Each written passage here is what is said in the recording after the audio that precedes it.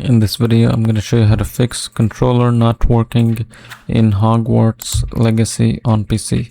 First, open Steam, then go to Steam, Settings, then Controller.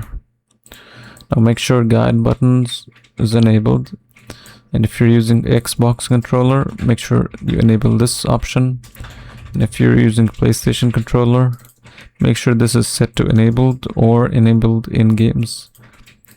And then if you're using a Switch controller, enable this option. If you're using generic ones, enable this one. So you will be able, like after you connect your controller, you should be able to see like a test button somewhere over here. And you can just click test to test if it's working. Now once you do this, go to downloads, and here click clear cache, and then go to library. Actually go to storage and then click on the three dots and click repair library.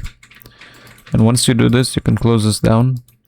And before trying to restart the game, try to exit all the games. So go here and go to Steam, right click and then exit Steam.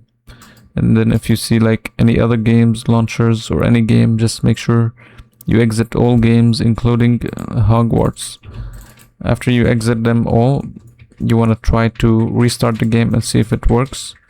And if it doesn't, then you can just go to settings here and go to Bluetooth. If you're connected through Bluetooth, you want to make sure that this option is enabled, and you want to make sure that you find the controller here.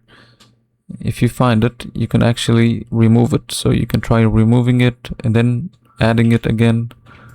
And then you're gonna see here an option for more Bluetooth settings. So enable this where it says allow Bluetooth devices to find this PC.